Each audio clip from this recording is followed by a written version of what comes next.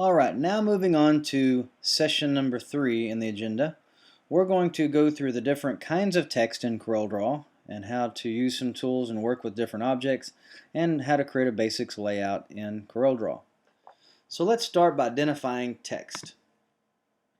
There are two types of text in CorelDRAW, identified as artistic text and paragraph text. Artistic text is created by clicking on the text tool and then clicking one time out in the workspace, either in the page or outside the page. But clicking one time with the left mouse button will bring up the flashing cursor, allowing you to type out your text. That is artistic text. Notice as I take my cursor and I hover over the object I just created, I have these sizing handles. And as we click and drag these sizing handles, we can increase or decrease the size of that text. If we hold the Shift key, holding the Shift key while placing our cursor over one of these corners, it shows a four-headed arrow.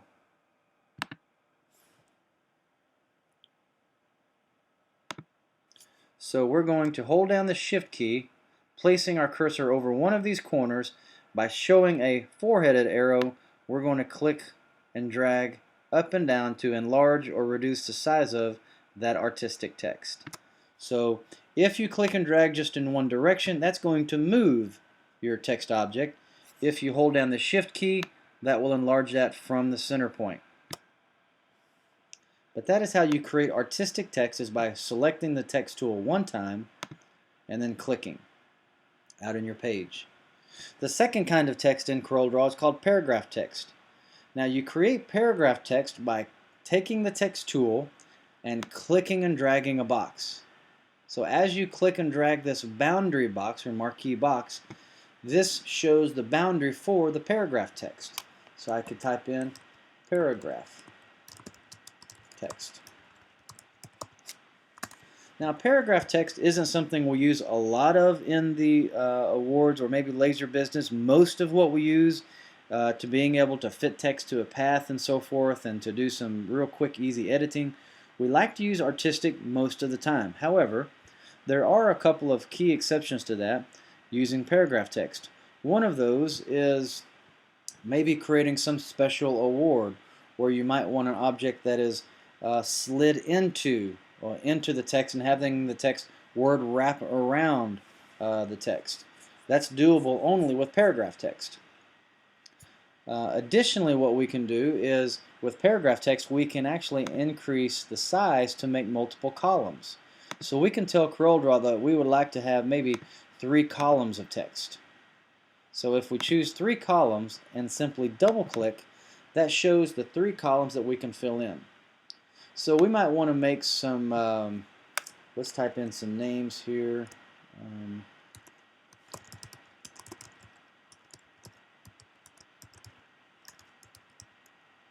And then what you also want to know is that if we hover the cursor over the boundary, we can zoom up on that area. And then if we have nowhere else to go, if we've run out of room and push the enter key, that's going to automatically go to the next column. So we might say X. And then we can continue to fill this in as we go through these text lines. So a real helpful thing in using paragraph text is to use columns. If you're not sure what you would like to use for your artistic text, what you can do is, if you just need a placeholder, you can draw your paragraph text box, and if you right click in it, you can tell it to insert placeholder text. And that just uses some verbiage to give you an idea of what that would fill in like. Alright, let's say that we have a fancy letter that we want to slide into this. Maybe a big fancy L for Laurel Ipsum. So I'm going to click on the text tool and I'm going to type a letter L.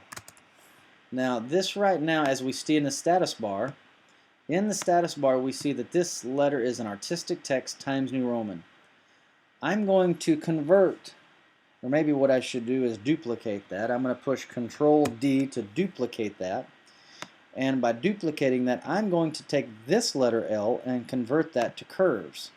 So we're going to go to, let's see, convert to curves in the object menu. By the way, the object menu was renamed in CorelDRAW X7. Those with CorelDRAW X6 and down, this is called the Arrange menu. So there was a name change to this menu in X7 and up. But in the Object or Arrange menu, you'll find Convert to Curves.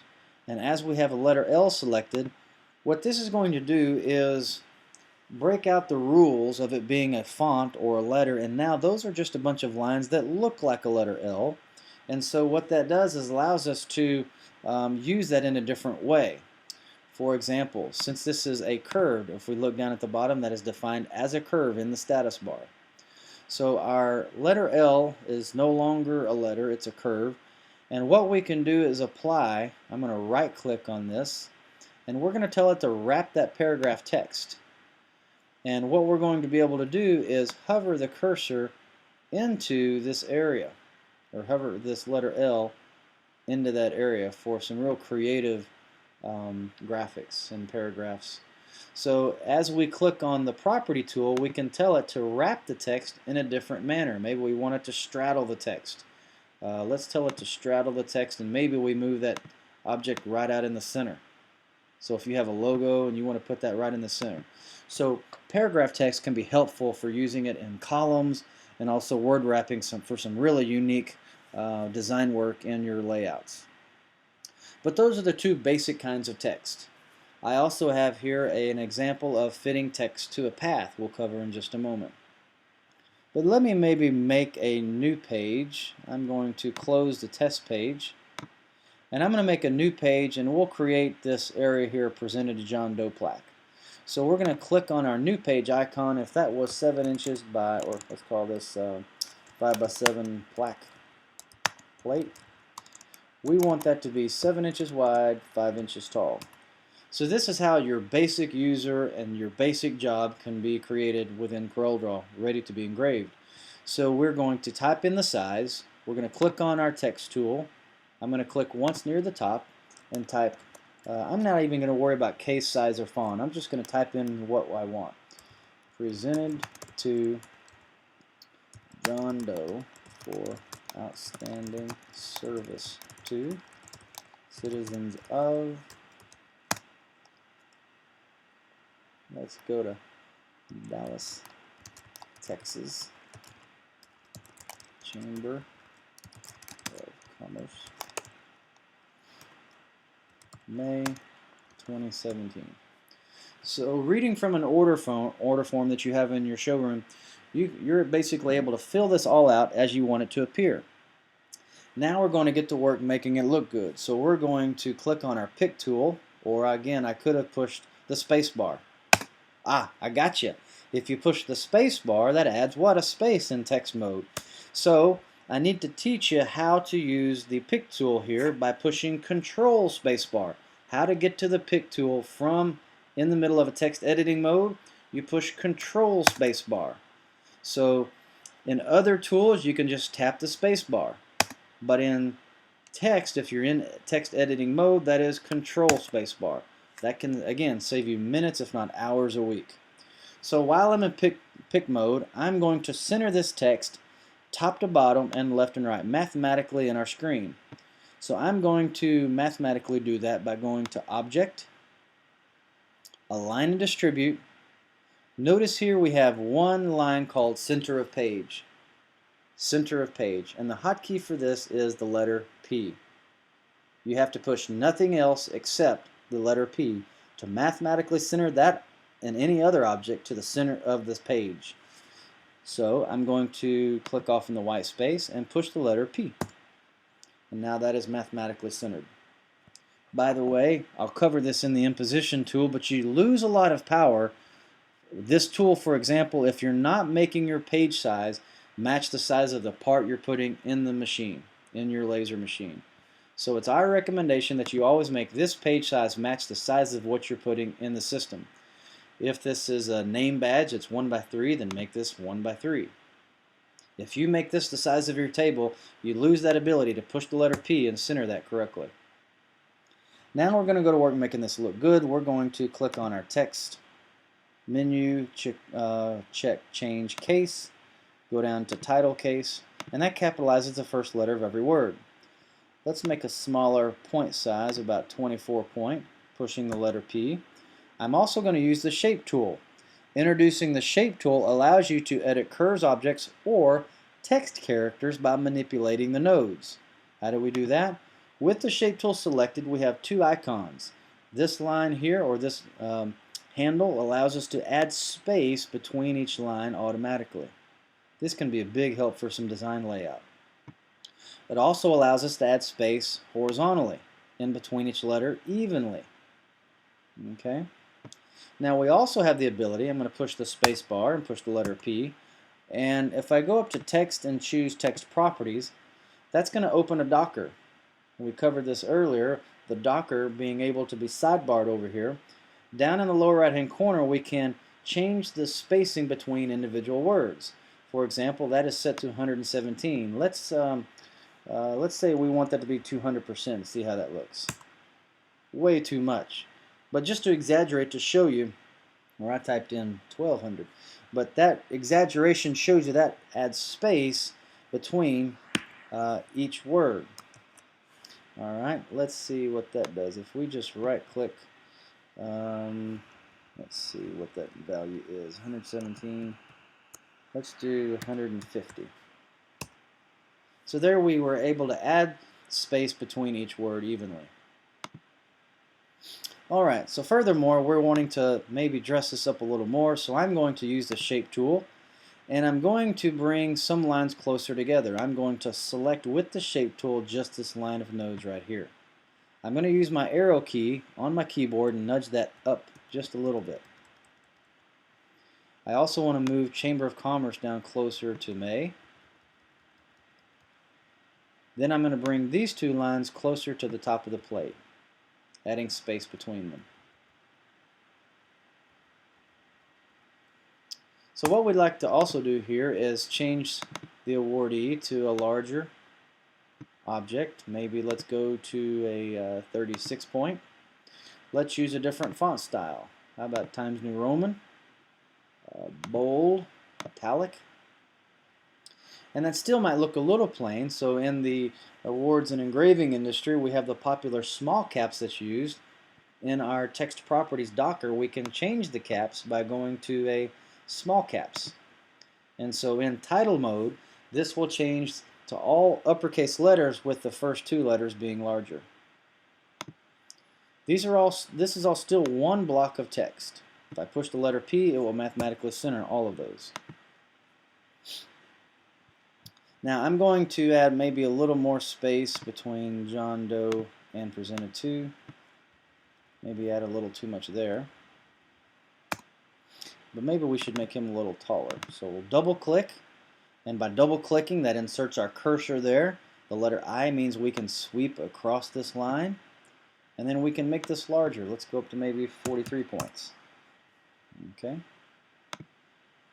So we're trying to dress these up so that you'll have a more presentable plaque. Let's see if we were to maybe go to text and insert a character. I'm going to go down to our fonts and choose one of the little wingdings. Maybe we'll get into our squiggles later, but we'll just choose maybe a font that has some decorative areas in it. Maybe we can borrow one as a squiggle. Maybe a separator. Yeah, these would look pretty good. So I'm going to go to text, insert a character properties, and I'm going to drag this item right out to our page. Let's see where that went. And let's choose paste. There it is. Okay, so let's tab this off to the side. Let's tab all of those off to the side, saving some space. So I'm going to push the letter P to mathematically center that object, and I'm going to nudge that up with my arrow key. And then I would like to probably duplicate that, so I'm going to push Control D to duplicate. And then I'm going to flip one of these around, holding the control key to make that constrained to 100%. So now I have two of those that would maybe act as a separator. Okay, so maybe we could increase the size of these. And there's many different separators and squiggles or accents that you can add to a plaque. But we're going to now, maybe let's go to our shape tool, select our text, maybe add a little more space for this area here, and let's duplicate these two objects together by grouping them. And we'll push the letter P, or nope, we'll undo that. Let's duplicate those and then bring these down. So using the arrow key straight down, that allows us to add these separators right here as well. And let's, for design elements, let's just flip those up the other way. And let's bring these elements up here more evenly spaced. Okay, so here we might have just a standard plaque. Now, these are not all separated evenly. So what I'd like to do is show how to separate or evenly space the distance between each object. So with everything selected, what we have is three objects. What we really want to do is add the even space between here to here, but this has to be broken up into pieces. So we're going to select our text and tell that to break that apart. So that is called break apart artistic text. Now each of these lines are individual. Therefore, with all of these objects selected, we're going to go up to our distribute spacing and go to Object, Align and Distribute, and then choose the Align and Distribute Docker. Over in our distribution docker, we have align the spacing vertically. So we don't really care left and right. We want to evenly space the distance vertically. So by clicking that button, that vertically spaces the objects evenly from their centers. Alright, that's very helpful. So now we're going to have everything selected and group that together and push the letter P to center that. So I hope I'm helping you with some hotkeys along the way and showing you just some fundamentals on how to work with text. Then you could choose ungroup, and then this is what we would send to a laser engraving machine. I'm going to click on the Save Disk button to save my changes. In case I want to bring that back up, we'll choose Save, and there we go. Last but not least, we want to make sure that you know how to use the spell checker. So we could click on the Text tool and come down to Writing Tools and Spell Check. So with our spell checker, we're able to check the spelling throughout our plaque and our badges and layouts. So it's finding some odd keystrokes there, probably the squiggles or separators there. So we're going to just say skip that again, probably skip all four of those, and then everything else is okay. And then we'll be sure to just save that again by clicking on the disk. So there is our 5x7 basic plaque layout.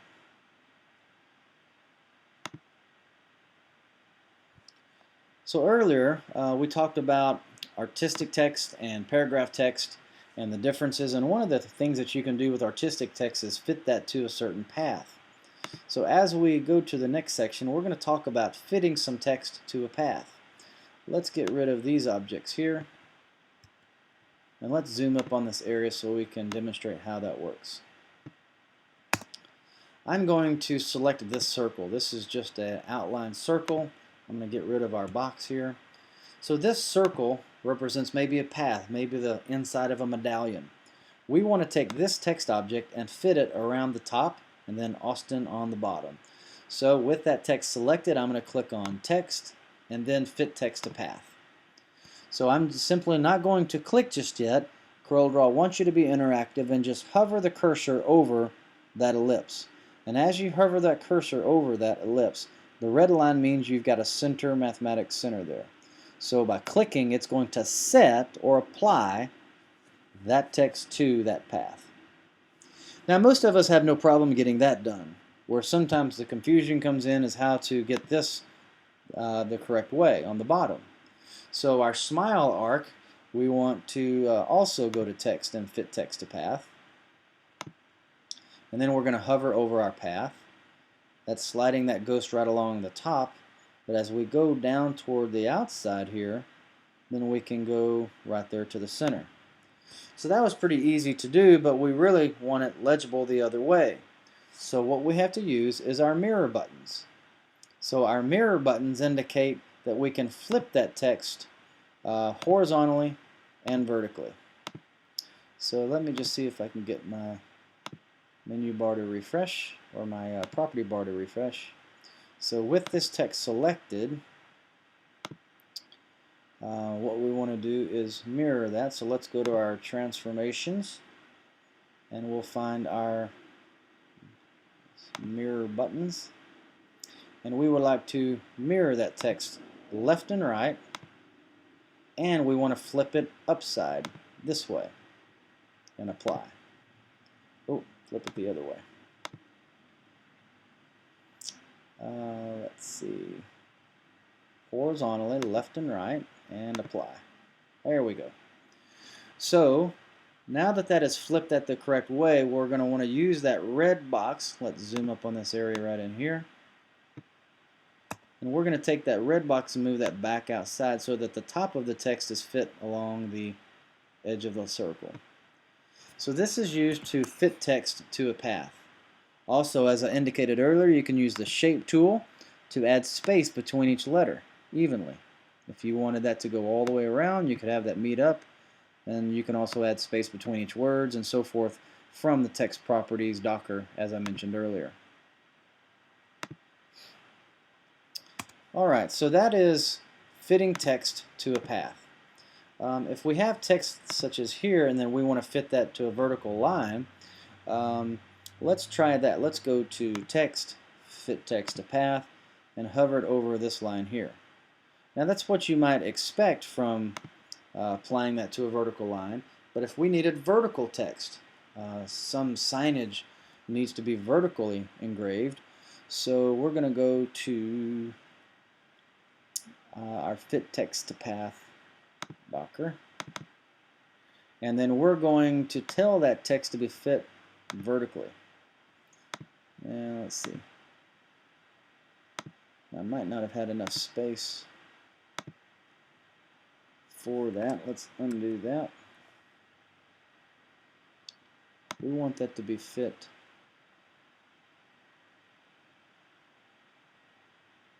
this way. There we go. Now this might be a little jumbled up if you don't have a long enough path for that text to be fit vertically. And I don't believe we can change that after the fact. So let's undo that and see if we make a longer line, if that will be a better fit. So this is using fit text to path to go to a longer line. So text, fit text to path to this line here. And then we're going to change that text to be vertical. And then if we use our shape tool, we might be able to add some space between each of those lines and letters. And that can be adjusted to fit where you need it to be. And we can move this up the path. So there you have an easy way to have text fit to a path. And if you didn't want that line to engrave or show, you can right click on the no color box, that's the right mouse button, to get rid of the color of that line. Alright.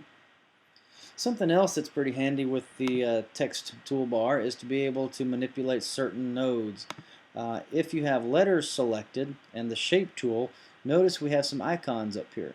If I select this node right here, it has the superscript and subscript formulas for us. So if we were to say H2O, then that's a nice way to make a neat chemical sign. Again, just showing some basic fundamentals of text.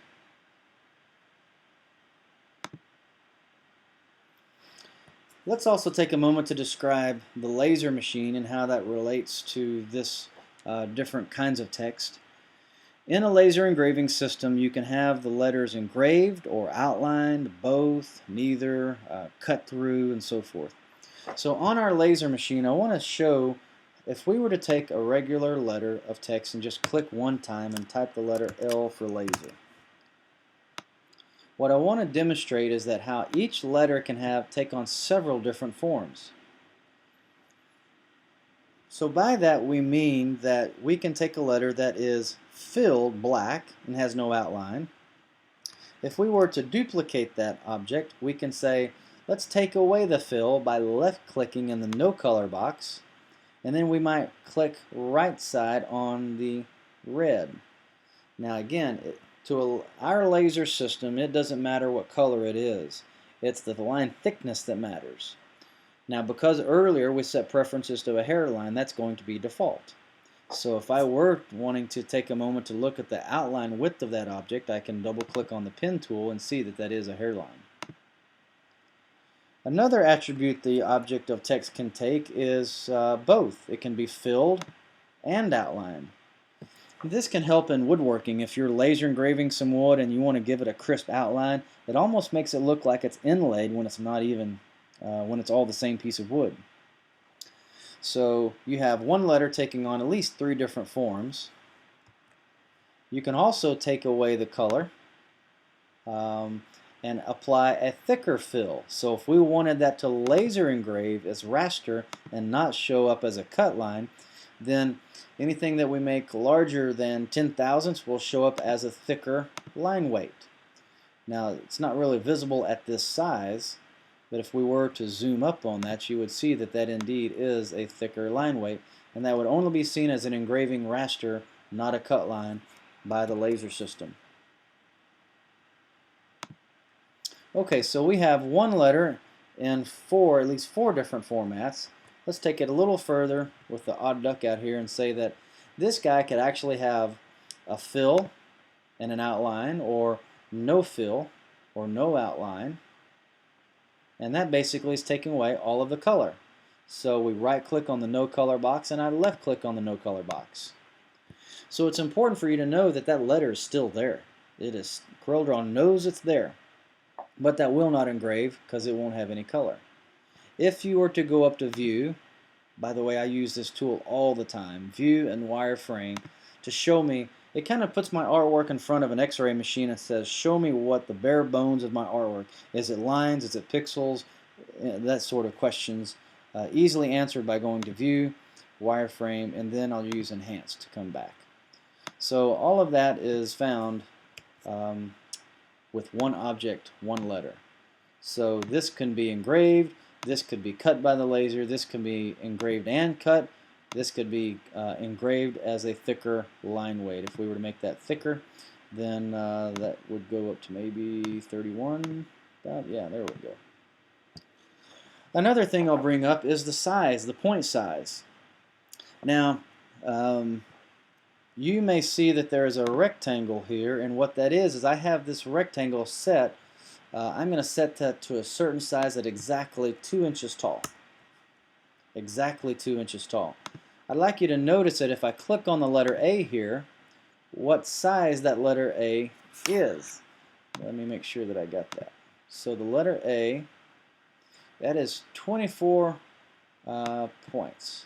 Let's see if that's right. Let's change that to 200. Nope. In fact, let's just move that over here for a moment. So what I'm showing you here is the relationship, and my display is not updating or refreshing fast enough, but what I'm demonstrating here is that a letter that is 200 points fits nicely in a 2-inch box. So if this box indeed will apply that as being 2 inches, then that is 200 points. So therefore, if I have a 1-inch letter, that would be 100 points. Some of you may not know that that is the relationship between the points and how tall a letter is.